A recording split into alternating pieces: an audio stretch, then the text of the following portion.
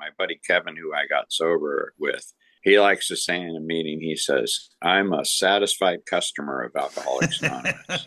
I've heard it through the grapevine.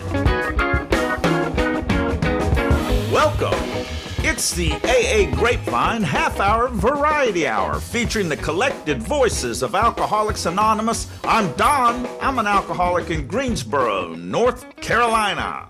Oh my God, Don, I just pictured you as the ringmaster in the circus just then. That was totally going.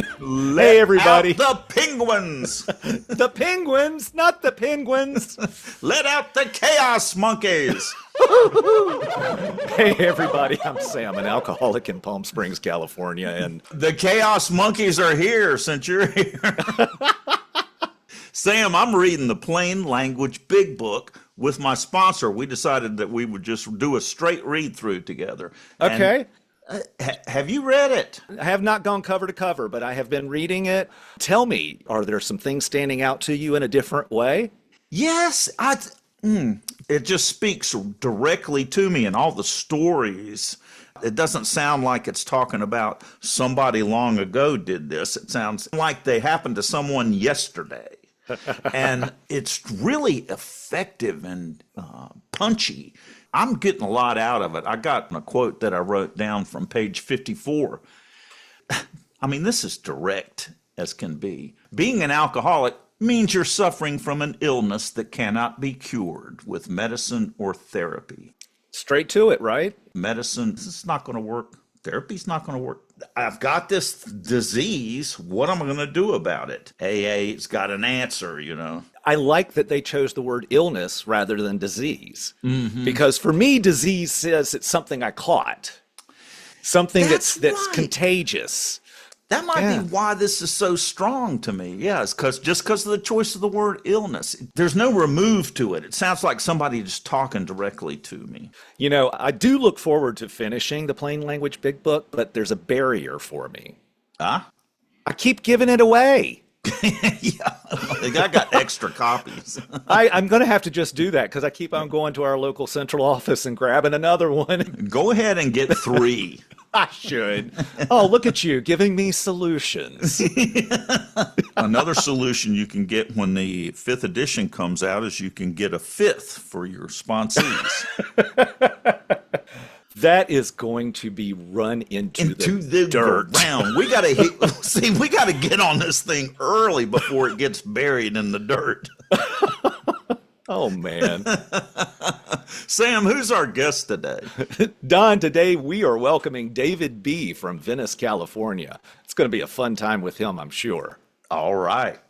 But first, the news. Ding! ICYPA 2026, the 66th Annual International Conference of Young People in AA, is September 3rd through the 6th in Grand Rapids, Michigan.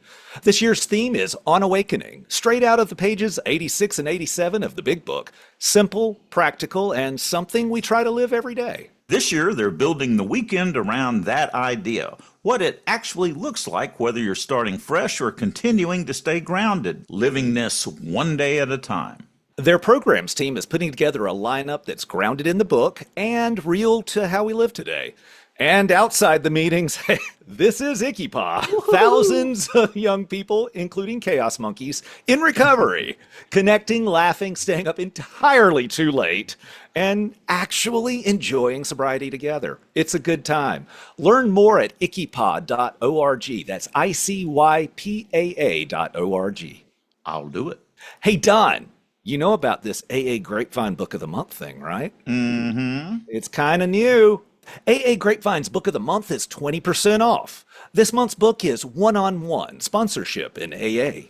In this collection, AA members write about their experience with sponsorship, including how to choose a sponsor, getting the courage to ask someone to be a sponsor, sharing their past and present with them, working with those having trouble staying sober, dealing with the loss of a beloved sponsor, and more. From the early days of the program, this special one-on-one bond of sponsorship has been considered vital to getting sober, staying connected, and living a full, happy life. For the Grapevine Book of the Month, you can collect them all over the next year. Build your own sober library of Grapevine books. Get 20% off this title August 16th through September 15th only. Visit aagrapevine.org/BOTM. Bottom. Book of the Month. Everybody's got to hit a bottom.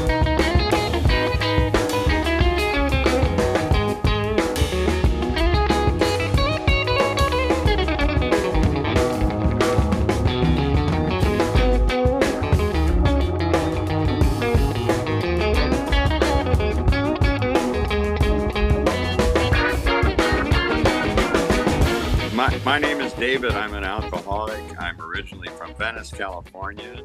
I now reside in a little town called Thousand Palms in the Coachella Valley, and my home group is really any meeting at Fellowship Hall, Palm Desert. It's like a clubhouse, but they have meetings all day long. They even have a meeting at 5:40 a.m. And I heard it's for the golfers. Wow. That come in early. You heard. That means you haven't visited it. I have not, because I am an old white guy in the desert that doesn't play golf. Listen, I have jokingly said for a long time now that people who go to a 7 a.m. meeting are serious about their recovery, and I'm not that serious.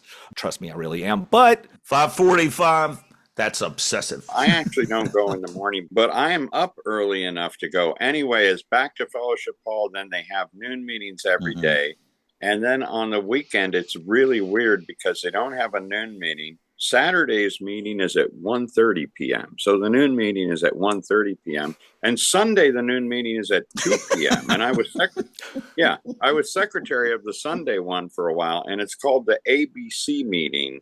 And people get confused thinking it's the ABC Club, which is a recovery place down in Indio, but it's actually that we were alcoholic, could not manage our lives. No. So they discuss the first 3 steps every week. That's the theme. So it's kind of cool. see, back in North Carolina, where I'm from and where Don is, ABC is Alcoholic Beverage Control. It's the liquor store.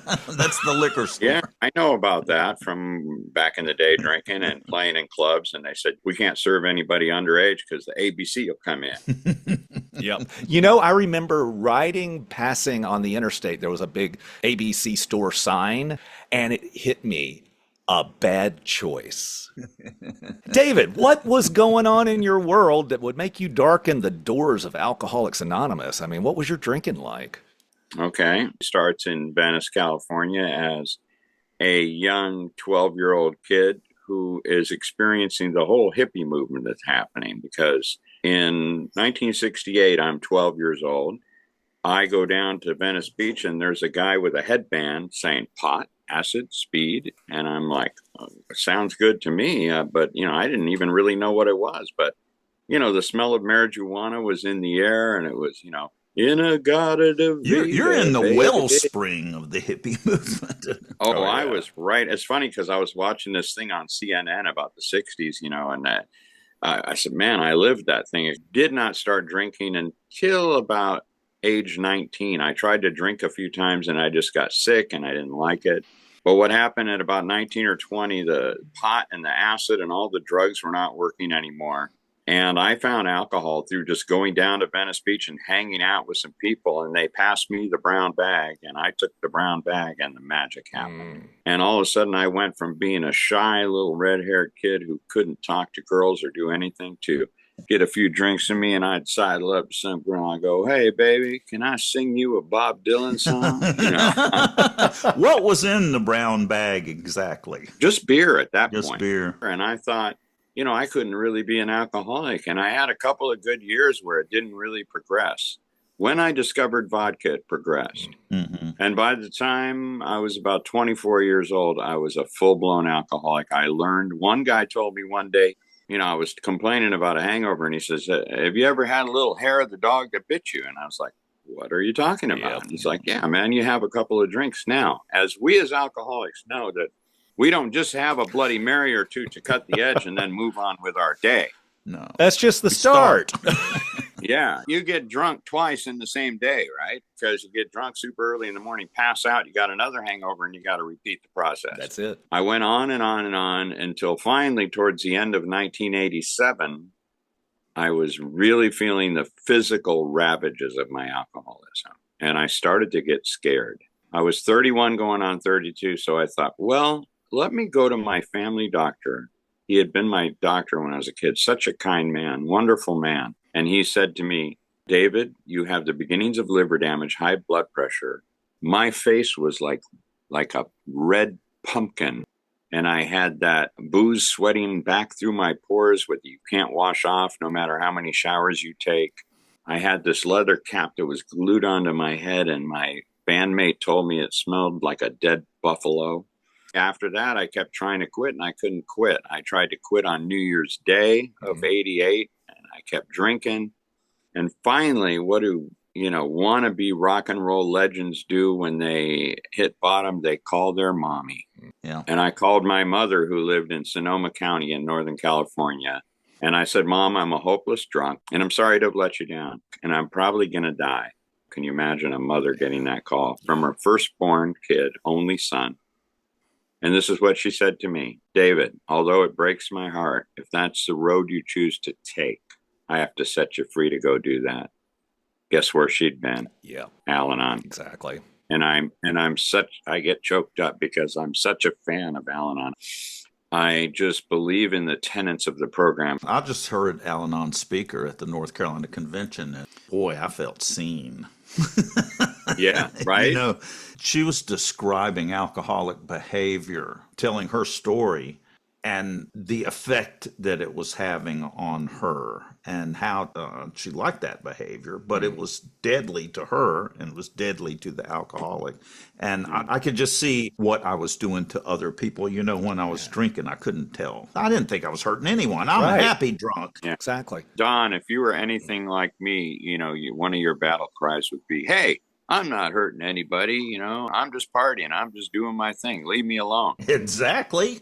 What happened was I set out on my last drunk, just like people going to rehab. How I'm going to have one last hurrah, except I didn't know about rehab. In 1988, I'm sure there was recovery places, but it was not like all these places. And everybody knows someone that went to rehab, and they talk about it in movies, on TV. It's right out in the open. I set out on the last drunk, and the next day I got up. It was a dreary Monday. It was February 8th of 1988. I came to from my drunk the day before, and I thought, I promised myself I wasn't going to take a drink today. Maybe I could have a couple of wine coolers and I could start this sober thing tomorrow. That's the day I had my moment of truth. I stood in my kitchen and I knew with every fiber of my being that I was done, and that if I took that drink that day, there was no more opportunity, that I wasn't going to have the willingness, that somehow I had this willingness. And I'd been to 2 meetings before in my life before that and felt sorry for the people there. Somehow I didn't take a drink. I did not darken the doors of Alcoholics Anonymous till I was 27 days without a drink. I don't know how I did that, but I just white knuckled it. I was as dry as a brush fire. Were you shaking? I did have the shakes, Don, but the thing is, and I think why I just came this close to needing a medical detox, I still wasn't drinking every day. I somehow had this pattern where I would get insanely drunk from Friday through Sunday. Yeah, and most of the time I was able to taper it off. And the reason was self-preservation. I knew I was going to be homeless pretty soon if I didn't have that job. I had a little job as a painter's helper, like carrying big bags of sand and everything. And when I would taper it off Sunday night after playing all day on the beach, I would still be kind of hungover on Monday, but I would be at least able to get to work. And then all during the week, by about Wednesday, I'd start to feel better. I could hold down food pretty good. I maybe even took a bike ride, went and played some basketball. I was still pretty young. But I knew Friday was coming, and it was that sense of impending doom in my mind. Maybe I won't drink this weekend. Maybe I can do it, the insanity of, And then Friday would come, he'd give me my check, and boom, I was at the bar, and I was again drunk through the weekend. Yeah. But I did, like when I'd go to meetings in the early part, I would have to hold a cup of coffee. I thought I was going to spill it. I was probably detoxing on my own for about 90 days. Yeah, I started shaking at about a week's, which was a real surprise to me because I didn't think I was that bad. I also just walked into AA. And they also gave you that half a cup of coffee, didn't they? I mean, it was the kindest thing. I mean, now I know that people can see what's happening, but the guy next to me said, "Would you like a cup of coffee?" And I was worried about it. And he came back with half a cup. Thank But, goodness. but Don, were you a daily, like round the clock drinker then? Not around the clock. I was a daily drinker starting in the afternoon. And for the last few years, it was trying not to be an alcoholic. I really relate to what you say of like, I'm Monday, I might be able to go 1 or 2 days and not drink, but I couldn't go the week. Yeah, that was me too. I could go 4 days, Monday through Thursday, Yeah. and then Friday would hit and off to the races. So you had heard of AA, and that's why you went there for help? Well, here's what happened. And it's weird how I remember this. I'm over 38 years sober now. On the 25th day, I went to see an old bass player friend of mine who used to play with me on the beach named Bill. It was funny, when I was drinking, I used to go in the morning and drink his booze. He wasn't an alcoholic, and I'd go and I'd take a few shots of whatever booze he had on the shelf. And so I wasn't going over their drink now. I was going to say hi. And out of the corner of my eye, I saw this guy standing on the balcony up the street in Venice. They have these walk streets where you can't drive down. It's just a court street. Mhm. I used to live on one of them too, and it's called Breeze Avenue. And I saw this guy, Joey. He had brought me to the meeting in 1980 where I didn't stay sober and felt sorry for the people in AA. Mind you, I had all my stuff in a white hefty bag and was couch surfing and had not a pot to piss in, but still felt sorry for the people in AA. Yes. Yep. Have you heard the one where the alcoholic is the only person that can lay in the gutter and judge people's shoes as they walk by? Yep. Yes. So good. We're a special breed of Yes, person. We are right? indeed. Yeah. So I saw this guy, Joey, and a light bulb in my head. I went, hey, that's the guy. And so I ran up to his house. And I must have just vomited like 20 minutes of just insanity on him. Joey, I haven't had a drink in 25 days. I just, the nutty newcomer without a program, without anything, just out of my mind, coming unglued with no solution, no meeting to go do anything. Takes a drag off his Marlboro. He's this little guy from Philadelphia, classic guy, called everybody gunfighter. I go, hey, gunfighter. And he goes, David, I'm speaking at a meeting Saturday night. Maybe you'd like to go. Now, that was a Thursday. If he had said we were going to a meeting right then, I would have said, oh, no, I got to go do my laundry. I was that crazy. I couldn't. Guys, how come I couldn't just look in the phone book in those days and see Alcoholics Anonymous? Like, people were even telling me I was playing on the beach. They'd say, are you going to meetings? No, I'm fine. I'm good. Because they could tell I wasn't drinking because I'm sitting there playing my guitar on the beach. I was a street busker. And I've got like soda waters all around my case instead of right? And they're like, what's going on here? So anyway, he said he was going Saturday night, and I went home, and my roommate was a great blues guitar player, crack addict, alcoholic. And I said, hey, I'm going to AA. He said, good for you. I tried it a few times. And when I went there, it was actually held at Venice High School, where I had failed to graduate because I was a total stoner in high school. And it was Saturday night, and we walked up to the meeting. There was this guy named Howard with a big red beard. Joey said, hey, this is David. He's a newcomer. And Howard looked at me and he put his hand out and he said, stick with us. Stick with the winners. Yeah. And I've listened to him since that day. I just went in the meeting. They said, anybody in their first 30 days of sobriety? My hand shot up. I said, I'm David. I'm an alcoholic.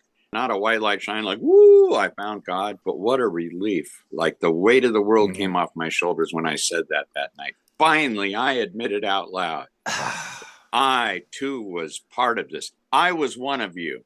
I needed some help. And I came in, guys, as a newcomer with nothing. I was broken in every way that one can be broken, mentally, spiritually, physically. And I came in and I had no plan. I just wanted to know, how could I not drink? Yeah. Can you guys help me to somehow not drink? You were in the right place at the right time, David. Tell me about it. Because you've got to be empty if you want to take anything in. Right? You can't have those reservations. I take it you got a sponsor? That guy, Joey, was to become my first sponsor. He was a very simple sponsor. I worked it to the best of my ability because guess what? I stayed sober. Yeah. He didn't talk to me much about God, which was fine with me because I didn't come from any religious background. My father was Jewish, but I didn't grow up Jewish. I'd never been to church. I didn't even know what the Lord's Prayer is when I came into those first meetings. Just mouth the words with you and said it. Anyway, Joey this is what he told me. He said, don't drink or use no matter what. Call me if you need to. He didn't tell me to call him every day, anything like that. And he didn't even tell me any like instructions for the first 3 steps.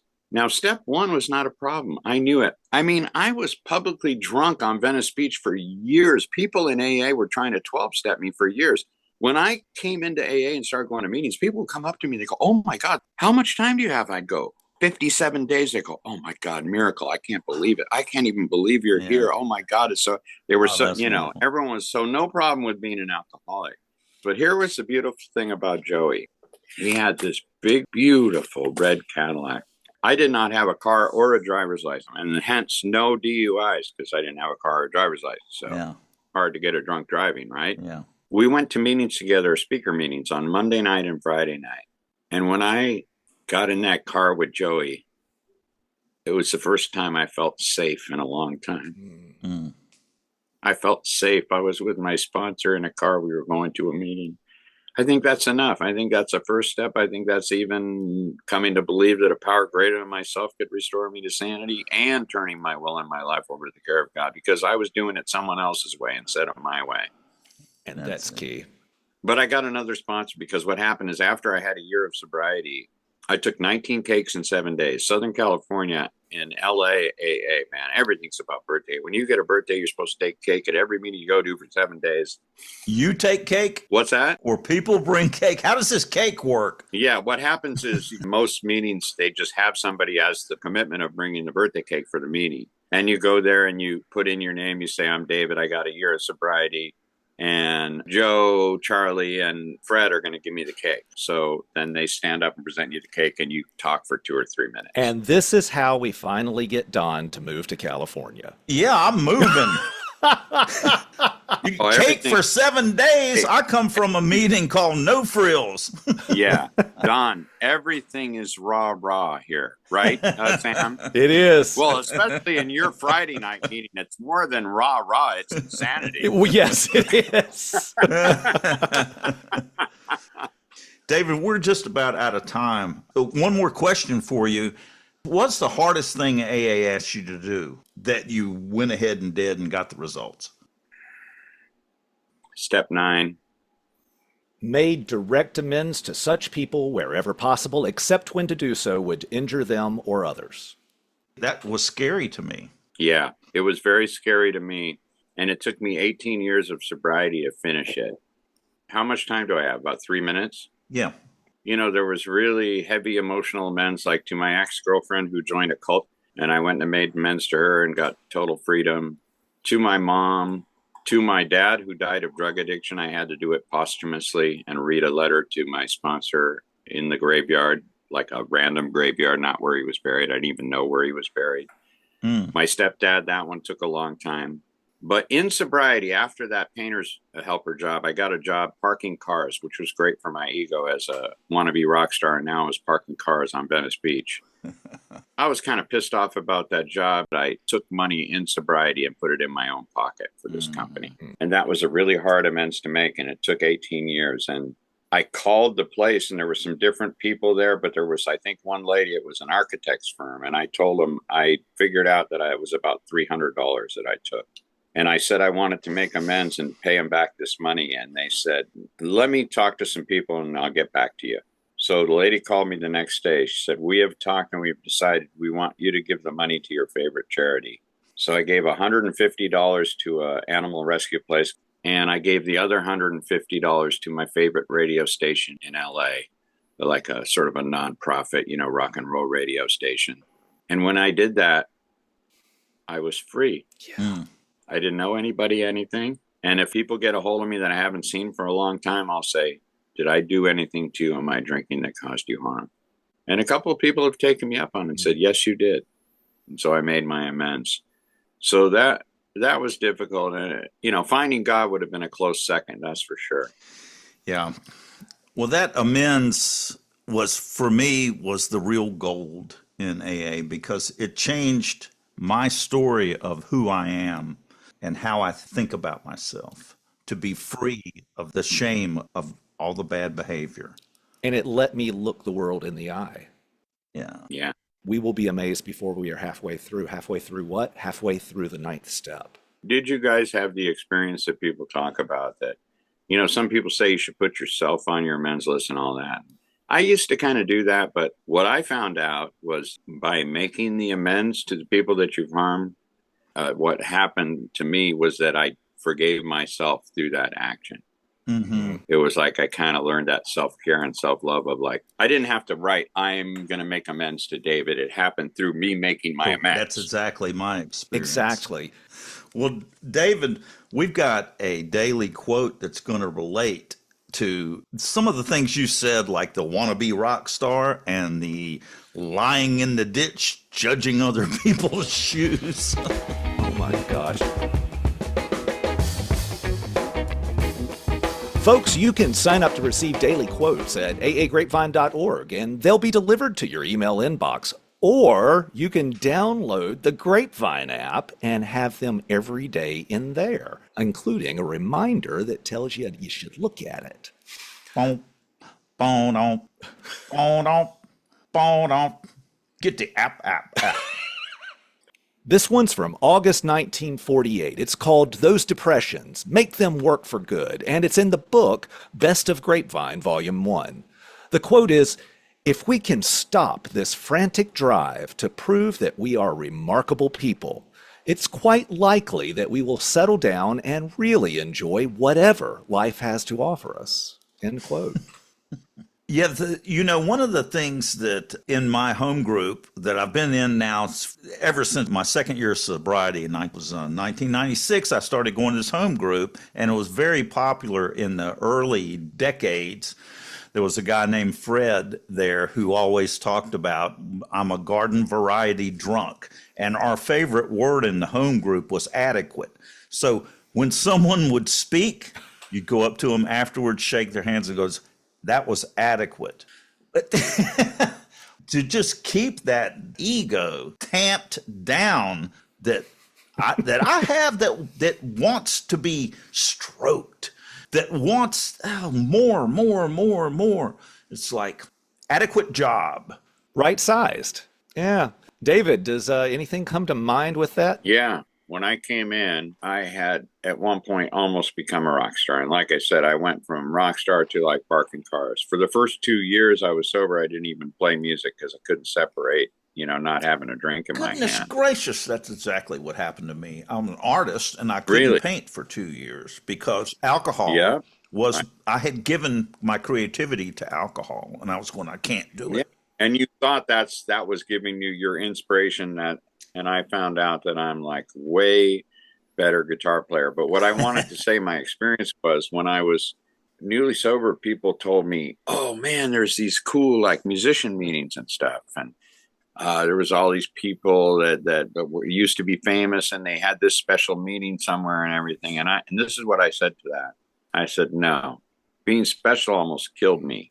I need to be in the meeting with Joe the painter and some normal folks that are just alcoholics, like you said, right size. And my ego wants to come up. I have one friend, Wayne B, that's so funny. He says that he pictures his picture coming up in between Bill and Bob, Ego is such a thing. It waxes and wanes for me. I remember it was such a horrible blow to my ego because I felt like Mr. AA when I reset my sobriety date.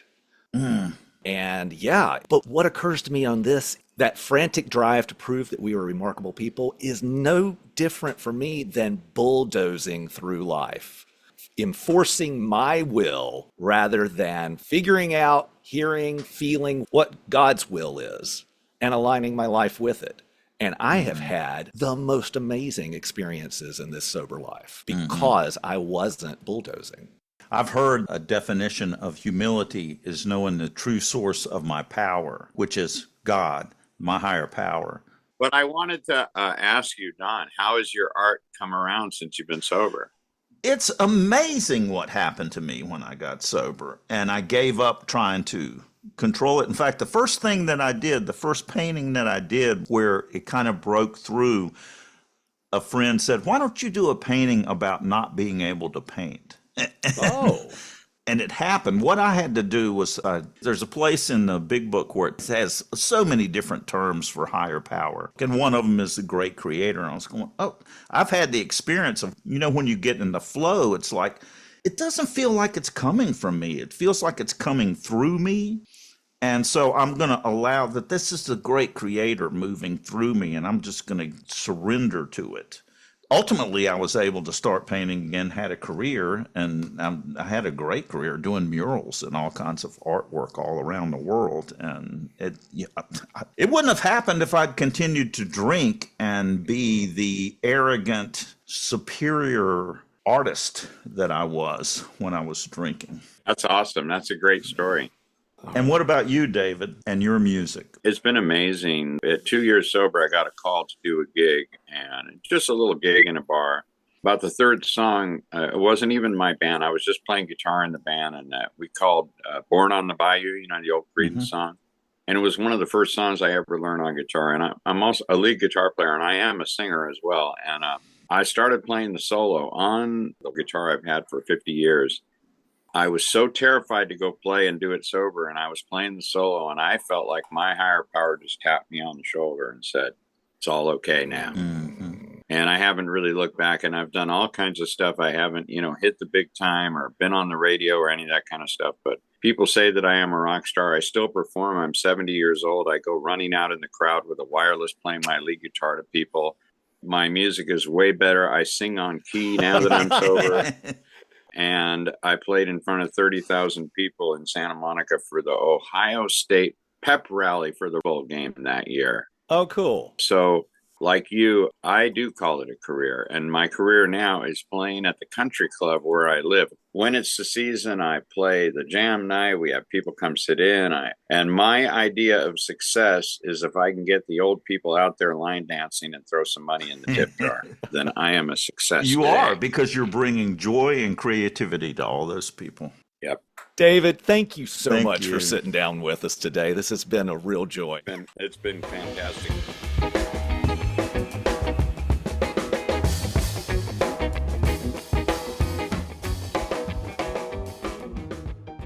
Hi, my name is Vicky, and I'm an alcoholic. I subscribe to the Grapevine because they have great jokes in the back and some great stories, too. And I listen to the podcast every week. While we provide this podcast at no charge, there are expenses, and we do strive to be self-supporting. 1 year in print for $36. 1 year in the app for $29.99. That's less than $3 a month. $3 a month? Come on. Grapevine, get the app. One hit, now you back. Don't miss out while you nap. Tap in, that's facts. I'm at the very wit's end.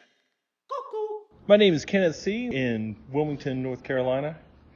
Don, did you hear about the alcoholic who fell down the well? No. Yeah, he couldn't see that well.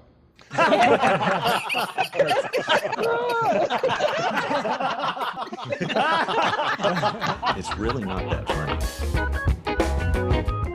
Thank you for joining us. The AA Grapevine Half-Hour Variety Hour is posted every Monday and is produced by AA Grapevine, Inc.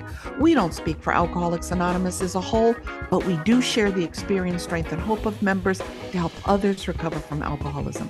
All things Grapevine are available at aagrapevine.org, including our app and how to get in touch with us. Find us on Instagram and YouTube. If you want to know more about Alcoholics Anonymous, visit aa.org or search Alcoholics Anonymous in your city.